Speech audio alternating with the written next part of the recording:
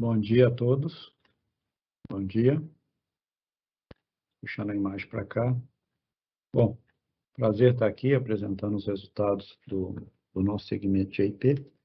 O que temos a destacar nesse trimestre foi aí o aumento da produção devido ao ramp-up, início da produção aí da P70 no campo de Atapu, e uma redução de paradas no pré-sal. Isso proporcionou um aumento da produção de 3,1%, trimestre a trimestre, na produção de óleo e gás. Isso se reflete de forma a dar um percentual de 2,8% na produção comercial de óleo equivalente, chegando aí a uma média no trimestre de 2.450.000 barris de óleo equivalente. E se a gente pega um extrato do pré-sal, a gente vê a contribuição relevante do pré-sal, ela crescendo 7% em relação ao trimestre anterior, chegando aí a 69% da produção da Petrobras no pré-sal. O que eu tenho a destacar nesse slide é isso. Vamos ao próximo, né? Aqui ele segue a nossa tendência de foco, né, em águas profundas, foco na gestão de portfólio. E o que a gente observa aí? A gente pode observar, como já anunciado no trimestre anterior, né, se a gente olha o número de UEPs que a Petrobras opera, a gente reduziu de 86 para hoje 47 unidades. Isso representa um aumento, né, na média de produção de cada unidade. Isso representa um foco no que a gente está fazendo. Se a gente olha no último trimestre para cá, a gente teve o desinvestimento, a venda do campo de Baúna, que passou a ser operado pela Carum. Então, a gente tem hoje 47 unidades de produção, né, mostrando o nosso foco em ativos de classe mundial. A gente continua, né, com invernações, com desinvestimentos, e a gente observa outro fator muito positivo dessa estratégia, que é aí a idade média das nossas unidades de produção caindo de 18 anos para 10 anos. Isso significa menores custos de manutenção, isso significa mais foco em cuidar das unidades de alta capacidade de produção. Vamos em frente, por favor. Com relação ao nosso custo de extração, né, mostrando que isso é a parte do custo operacional, aqui eu tenho duas figuras para mostrar aos senhores, o que é o foco no custo de extração e o nosso custo total de produção, onde a gente inclui as participações governamentais e a depreciação, e a depleção da jazida e as amortizações dos investimentos. Então, a gente, dando um foco no nosso custo de extração, a gente pode ver que de trimestre a trimestre a gente reduziu de $5,6 por barril de óleo produzido para 4,9, né? Uma redução bastante significativa aí. Essa redução para 4,9, a gente teve uma redução, a gente teve uma concentração, na verdade, de paradas de manutenção no último trimestre. Em função da pandemia, várias paradas foram adiadas ao limite dos prazos legais, ocasionando essa concentração no último trimestre.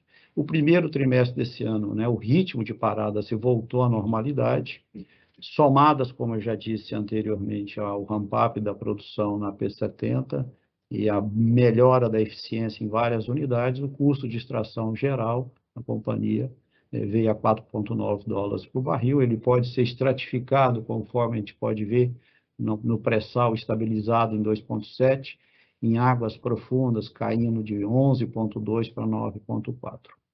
Se a gente olha o nosso custo total de produção, né, ele está passando de $25 por barril para $32 por barril. O custo total de produção, ele soma, né, a parcela de participação governamental, que é aí o royalties, que tem efeito no preço do óleo, a variação do Brent, implica que a gente, né, o aumento do preço médio do óleo significa que a gente paga mais para participação governamental, tanto na receita bruta como royalties, quanto na receita líquida dos campos, através das participações especiais nos contratos de concessão, ou o óleo lucro nos contratos de partilha. Então, a nossa contribuição para o Estado, né, ela cresce de 7 para $11 por barril, trazido aí, né, basicamente pelo aumento do preço do petróleo no trimestre a trimestre. E a gente tem a parcela de, né, depreciação e amortizações, né, que com o aumento do preço do óleo, a gente tem reversão de impairments, e isso significa que a gente volta a ter mais ativos a depreciar, né, então provoca também um aumento desse custo relativo a depreciações, ou seja, estamos repagando os nossos investimentos. Próximo slide, por favor. Bom, aqui eu trago aos senhores a questão que a gente exerceu, a gente fez a manifestação de interesse em exercer o direito de preferência nos blocos de sépia, nos campos de sépia Atapu, né? Isso reforça a nossa estratégia de atuação em água profunda. A empresa fez esse direito de preferência enmarcando aí a atuação como operador sobre uma participação mínima de 30%. Isso implica que nós, em exercendo 30%, vamos pagar um bônus de assinatura nesses valores que os senhores veem, né, de 1,2 bilhões de reais para a Atapu e 2,1 bilhões de reais para a CEP, caso a gente confirme esses percentuais de 30% e atraiamos sócios para participar dessa desenvolvimento complementar aí, né, dos volumes de partilha.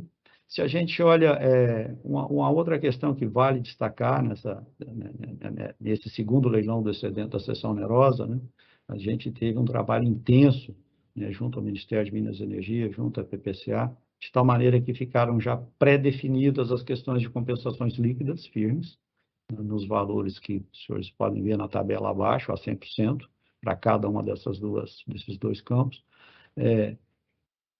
Para que pudesse proporcionar condições atrativas ao mercado, e, né, que isso é refletido na redução dos valores dos bônus e da própria compensação. A gente tem um complemento da compensação dos investimentos que a Petrobras já fez, né? A gente tem uma unidade de produção já em Atapu com a P70, a gente tem o FPSO Carioca entrando em produção até o final do ano aí em Sépia, então existe essa compensação, né? E ela tem um earn-out em que quando o óleo passa de $40 até 70, a gente captura mais valor na compensação, né? Mas isso permite que o ticket de entrada para a joint venture que vai ser formada ser mais baixo. E também a gente tem outra questão muito importante já pré-definida, né, que é a parcela que cabe ao contrato da cessão onerosa e a parcela de óleo que cabe ao contrato de partilha. Então, a gente vê aí a Atapu e Sépia, né, mais ou menos quase 40% na cessão onerosa, 60% partilha.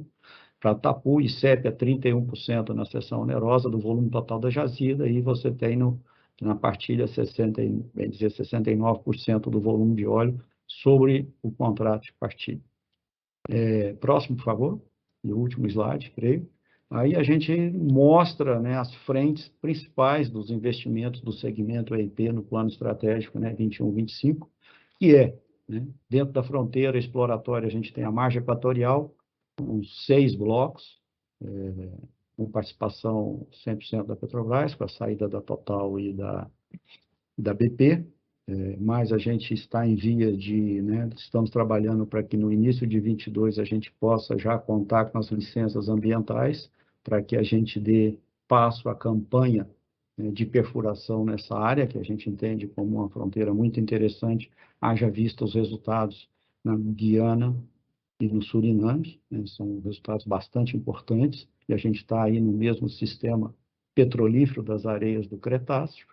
A Bacia de Campos continua sendo uma outra fonte de investimentos. A gente teve no bloco BMC 33, temos a operadora Equinor, e somos sócios junto com a Repsol. A gente, em conjunto, já definiu um sistema de produção que vai ter um FPSO para produzir, né, gás. Vamos exportar esse gás para o terminal Cabiúnas, então o conceito do projeto já está definido. Temos aí o desenvolvimento de Búzios, né, esse fantástico campo, né, o excedente da seção onerosa está permitindo a Petrobras passar, né, de 5 FPSOs, onde a gente já tem hoje 4 FPSOs em produção, né, a série P74 até P77. Hoje a gente já tem 3 novas unidades em construção, Búzios 5, 6 e 7, né? E a gente está contratando, né, Búzios 7 e Búzios 8, Não. A gente está em construção Búzios 5, 6 e 7. Temos 2 FPLs em contratação adicionais, que é o Búzios 8 e 9. Né? O Búzios 9 a gente foi aí no dia 30 de abril para o mercado, anunciando.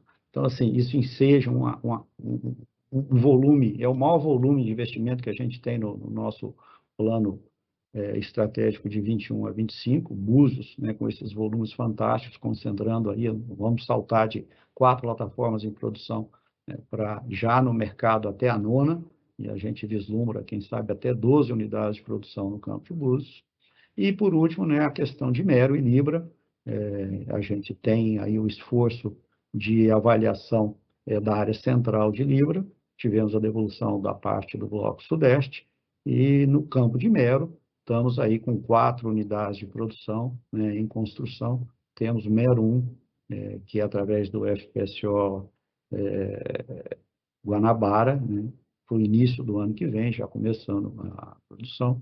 E é um campo onde também a gente vai testar o HICEP, né, que é uma tecnologia onde a gente separa o gás com alto teor de CO2 no leito marinho e dali mesmo injeta de volta na jazida e desengargala e permite uma melhor recuperação das jazidas, permite redução da emissão de CO2. Então, isso é o que a gente tem aí para apresentar para os senhores. Próximo, por favor.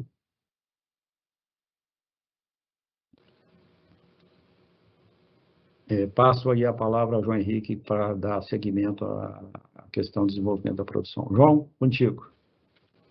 Obrigado, Fernando. Bom dia a todos, né? Espero que todos estejam bem, com saúde. Dando prosseguimento à apresentação, vou fazer nesse slide, eu vou mostrar uma atualização da implantação dos nossos próximos sistemas de produção. Como o Fernando já falou bastante de Búzios aí, né? A gente está começando a contratação de mais uma unidade de Búzios. No final de abril aí tivemos o início da contratação dessa 9ª unidade de Búzios, né? Uma unidade para 225 mil barris de óleo, né? Que assim como o Almirante Tamandaré, que é uma unidade afetada que também está em construção, né? Serão as 2 maiores unidades a operar no Brasil, né? Com capacidade de 225 mil barris, né? Essa unidade vai se chamar P80, né? A maior unidade própria da Petrobras. A nossa previsão é que esse sistema inicie a operação em 2026. Vai ser, de novo, né, vai ser o nosso FPSO de maior porte e complexidade, e ele está buscando maximizar o valor agregado do desenvolvimento do campo, né? E a gente está acelerando a curva de produção com a incorporação das lições aprendidas, né? Eu vou falar no próximo slide um pouco dessa iniciativa que a gente está tendo desses novos projetos de unidades próprias. Com relação aos 3 sistemas que compõem nosso plano estratégico, nós estamos mantendo a previsão de entrada em operação do FPSO Carioca, que vai operar no campo de Sépia nesse ano ainda, no 3º trimestre.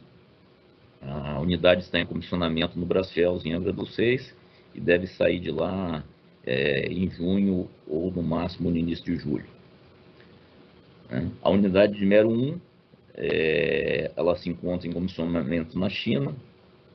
Ela tinha previsão de entrar em operação no último trimestre desse ano. Em função do Covid, a gente teve um pequeno atraso. A unidade deve sair da China ainda esse ano, né? Deve passar no estaleiro Brasfels para concluir o comissionamento e entra e começa a produção no primeiro semestre do ano que vem, né? Essas mudanças que eu falei, né, tanto do Carioca quanto do Guanabara, elas não afetam a curva de produção que a Petrobras está prevendo para o ano de 2021. Para as outras unidades todas, a gente não tem nenhuma alteração nas datas de entrada em produção das datas divulgadas anteriormente. Um outro destaque em relação aos processos de contratação, né? A P78, a gente assinou o contrato de EPC da unidade, vai ser a 7ª unidade de Búzios, com capacidade para 180 mil barris.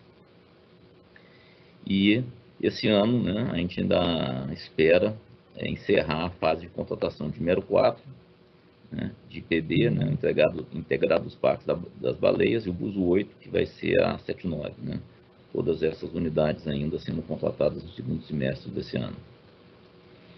Né. A unidade de Búzios, né, P80, vai ser construída na modalidade de EPC, e as demais unidades vão ser afetadas, né, tanto o Mero 4 quanto o PB.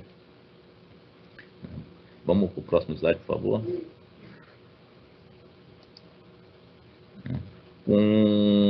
Como eu já falei, né, nesse slide aqui, né, a gente sumariza, né, as principais características e ganhos do nosso projeto, que a gente chama Projeto Básico de Referência, e também do projeto de alta capacidade, né? A gente denomina a unidade de 180 mil projeto básico de referência, e a de 225 mil o projeto de alta capacidade. Esse projeto de alta capacidade, né, um projeto padronizado, está sendo usado na licitação que foi para a rua agora, para a contratação da P80, que vai para o Búzios, que vai ser o Búzios 9, né, o módulo 9 de Búzios.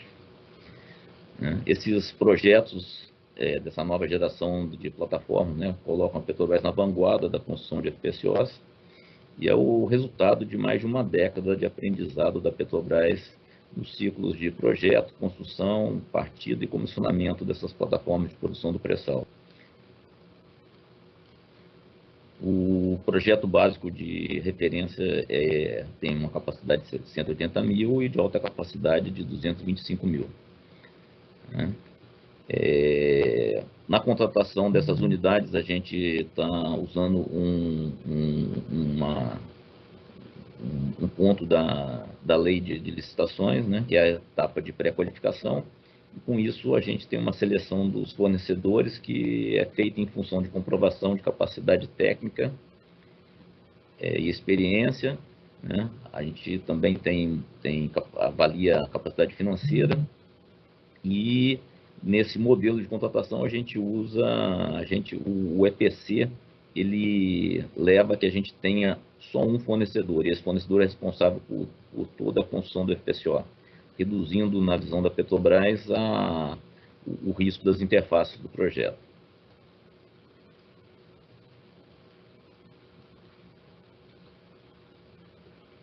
Esses projetos eles estão utilizando as melhores soluções de engenharia em função da curva de aprendizado das unidades anteriores, tanto os próprios quanto os apretados, né? Eles estão também ali na melhor evolução do modo de fazer projeto, né? Eles são datacêntricos, eles incorporam o uso de tecnologias digitais, né? Com realidade virtual, automação, pensamento algoritmo e ciência de dados desde o projeto até a operação. E foi a primeira vez que a gente está disponibilizando na licitação as informações para os licitantes em forma de banco de dados estruturados, né, consistentes, relacionados, permitindo que a estimativa de custo seja feita em cima do projeto já entregue pela Petrobras. Né? E isso reduz o tempo de cotação das empresas, né, e permite que esse protótipo seja verdadeiramente digital. Vocês podem ver aí no slide, tem um QR Code. Com esse QR Code, vocês podem abrir uma amostra do projeto de 3D dessa unidade. Algumas evoluções técnicas dessas unidades, né, elas têm estruturas submersas da IVLS, que vão possibilitar que a gente tenha menor uso de mergulho durante toda a vida útil do projeto, reduzindo a exposição humana ao risco. A gente ainda pode destacar, como ganho desse projeto, né, a gente vai ter uma maior eficiência operacional e confiabilidade. A gente está antecipando todos os problemas da fase de construção e pré-operação com análise de construtibilidade e comissionamento. E, por fim, né, a gente está implantando nesses novos projetos diversas iniciativas para redução de emissões de gases de efeito estufa, né, tais como flare fechado, cogeração, né, válvulas com requisitos para redução de emissões fugitivas e algumas outras soluções técnicas. Agradeço a atenção de todos e passo a palavra para o próximo diretor, por favor. Mastella. Bom dia. Eu sou Cláudio Mastella, diretor de comercialização e logística, uma diretoria recente, muito nova, que uniu duas áreas, logística e comercial, nas quais eu passei grande parte da minha carreira na Petrobras. Dessa forma, fico muito feliz de estar aqui nessa posição e vou tentar, nesses minutos, passar alguns destaques da nossa área de atuação nesse primeiro trimestre. Eu queria começar pelas vendas de petróleo e derivados, né, que representam quase 90% das nossas receitas como empresa. Apesar do cenário de pandemia e do segundo ciclo de casos de contaminação com Covid no Brasil, as vendas no mercado interno no primeiro trimestre chegaram a quase 1,7 milhão de barris por dia, né, um crescimento de cerca de 2% em relação ao primeiro trimestre do ano 2020, e com crescimento especialmente elevado no óleo diesel. As vendas do primeiro trimestre de 2021 em relação ao quarto trimestre de 2020, o trimestre anterior, ficaram um pouco abaixo, mas isso é explicado basicamente pela sazonalidade de demanda, que é mais elevada naquele trimestre do que nesse, normalmente. Do lado direito do slide, vocês podem ver um diagrama mostrando as exportações de derivados e petróleos. As exportações de derivados, compostas principalmente por óleos combustíveis de baixo teor de enxofre, elas se mantiveram em níveis semelhantes aos dos trimestres anteriores, né? É interessante destacar aqui que o perfil de qualidade dos nossos petróleos, especialmente o pré-sal, né, favorece muito a geração desses produtos, né, que são base para a produção de óleo combustível para navios de baixíssimo enxofre, tá? Que é a nova qualidade, que iniciou a partir de 2020 e que hoje acaba sendo uma alavanca de valor para boa parte dos nossos petróleos.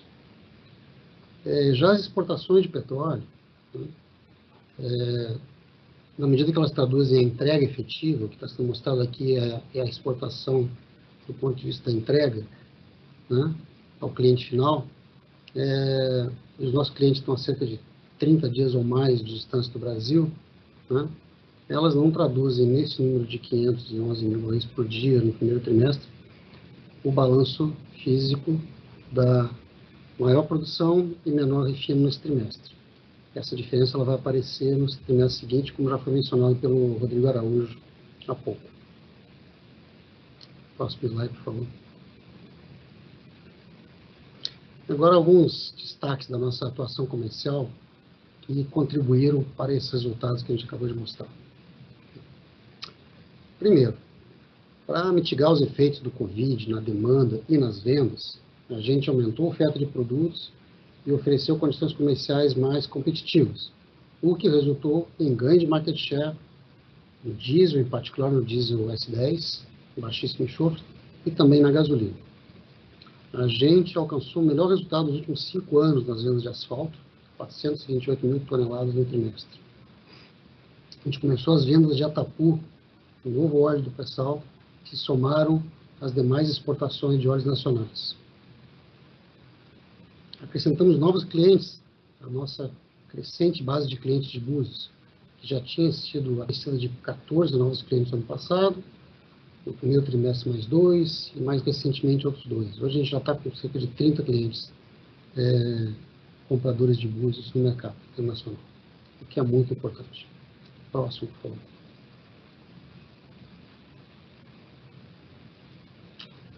Falando um pouquinho de logística.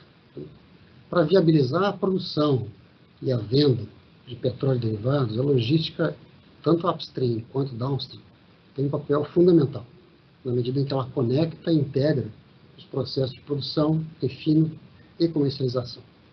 Alguns destaques que valem ser mostrados. Primeiro, batemos nosso recorde de vendas de bunker em Santos, bunker combustível para navios. Realizamos 21 cargas de exportação a partir do terminal de Angra dos Reis, no mês de março. Batemos o recorde de internação de diesel S10 para a Bahia durante a manutenção programada daquela refinaria.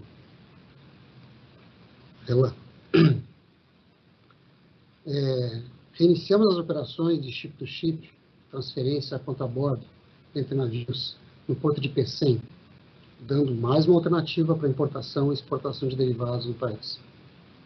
Mantivemos, na logística interna, baixos níveis de emissão por tonelada transportada, implementando otimização contínua do uso das nossas embarcações. Próximo, por favor. Buscando dar maior valor para nossos produtos, a gente segue explorando alternativas, clientes e mercados. Um exemplo que a gente coloca nesse slide é o novo modelo de venda de coque de petróleo. A gente selecionou parceiros comerciais na distribuição através de um processo competitivo em 3 regiões do país: Sul, Sudeste e Nordeste. Nós passamos de 2 clientes para 11 clientes no Brasil, tanto distribuidores grandes quanto grandes consumidores. Diversificamos a base de clientes externos, exportando coque, grão anodo de alta qualidade e valor.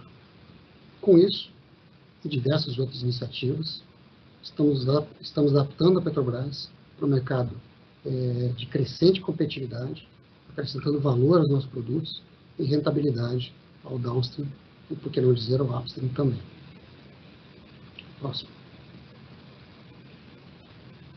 Finalmente, eu quero compartilhar com vocês a atuação na prevenção de furtos de oleodutos, que infelizmente nos tem afetado e que trazem riscos potenciais muito elevados para as comunidades vizinhas e para o meio ambiente. Eu só trago boas notícias.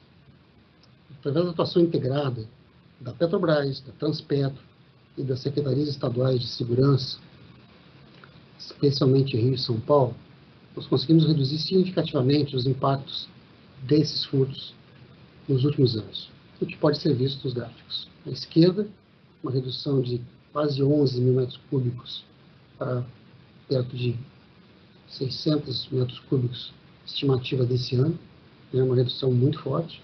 E do lado direito, vocês podem ver a redução no número de derivações clandestinas, né, tanto efetivadas quanto tentadas, reduzindo quase metade nos últimos anos o número de derivações. Tá? Como se fez isso? Através do monitoramento constante, equipes atentas, novas tecnologias de detecção de vazamento, né, de modo a que a gente atue com a maior antecipação possível na prevenção desse tipo de crime. Isso garante para a Petrobras a continuidade das operações, segurança do meio ambiente para as pessoas que vivem nas regiões de passagem dos oleodutos e regiões próximas das nossas refinarias. É isso que eu queria colocar para vocês. Muito obrigado. Passo agora ao próximo diretor. Obrigado, Mastella. Bom dia a todos. Né? Agora iniciamos nosso capítulo dessa apresentação, onde nós vamos ver os principais destaques das operações de refino. Nesse primeiro slide, a gente pode observar que a disponibilidade operacional no primeiro trimestre desse ano manteve o patamar de 97%, né, em linha com os períodos anteriores. Esse resultado consistente ele reflete as ações de predição de falhas através da integração das bases de dados dos principais equipamentos críticos da nossa operação. E aqui eu destaco que essa performance mantém a nossa companhia no nível de disponibilidade dos melhores refinadores do mundo. Né? Podemos observar também um fator de utilização num patamar de 82%. Isso corresponde a cerca de 1.820.000 barris por dia processado, em linha com a redução sazonal do mercado. Esse processamento aqui, vale destacar que a gente atingiu a marca de cerca de 92% de óleo nacional, sendo 56% processamento do óleo pré-sal, né, o que traz mais valor para a nossa companhia pela qualidade de conversão desse óleo. Isso representa 7 pontos percentuais acima do mesmo período do ano anterior. Né? Tivemos um primeiro trimestre de 2021 intenso em paradas obrigatórias de manutenção das nossas refinarias para atendimento à norma regulamentadora 13, né, que versa aqui sobre inspeções em caldeiras, vasos de pressão, tubulações e tanques metálicos. O investimento total nesse período, né, foi de cerca de 451 milhões de reais e envolveu a manutenção de aproximadamente 880 equipamentos. Fizemos isso, né, com todos os protocolos de segurança e com um nível de dedicação e comprometimento do nosso time muito forte. Podemos seguir para o próximo slide. Aqui nós vemos, né, a característica do output da nossa produção. O mix de produção de maior valor agregado é o destaque desse primeiro trimestre quando comparado ao mesmo período do ano anterior. Produção de gasolina cresceu 5% em relação ao primeiro TRI de 2020. Produção de diesel teve um avanço significativo de 7% em comparação com o ano anterior, acompanhando o incremento de vendas no mercado interno. Essas oportunidades capturadas pela produção são reflexo da característica flexível do nosso refino, que permite ações de processo para acomodar as movimentações e oscilações de mercado. O aumento de produção de derivados de baixo teor de enxofre está em linha com a renovação da frota no mercado, com motores mais modernos, né, com menores emissões. Nesse gráfico central, a gente pode observar que no primeiro trimestre de 2021, a produção de diesel alcançou cerca de 352 mil barris por dia, cerca da metade da produção total de diesel e 19% acima do mesmo período do ano anterior. Aqui destaco recordes na nossa refinaria do Rio Grande do Sul e na nossa refinaria de São Paulo, a Revap.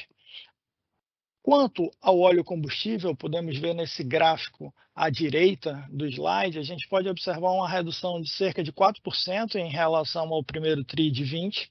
Essa produção aí, esse declínio é reflexo das paradas programadas, principalmente na refinaria em Duque de Caxias e na refinaria de Cubatão. Produção de óleo combustível segue com foco nas oportunidades de mercado externo, que representou cerca de 78% do total da nossa comercialização. Indo adiante, passando para o próximo slide, a gente observa na perspectiva de custo operacional do refino que aqui estamos compondo esse custo operacional com os nossos gastos de pessoal, insumos, manutenção, segurança, meio ambiente e saúde. A gente observa uma redução de cerca de 10% em relação ao primeiro TRI de 2020. E aqui o destaque é em função da otimização da nossa parte de gastos de pessoal, fruto de ações de redução aí de horas extras com os nossos turnos.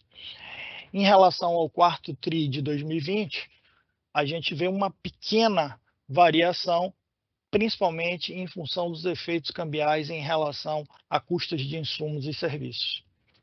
Vamos finalizar no próximo slide falando um pouco do balanço de gás natural, né? Aqui a gente vê que a gente permaneceu no primeiro TRI de 2021 com uma demanda elevada, cerca de 81 milhões de metros cúbicos dia, 11% acima do primeiro TRI de 2020.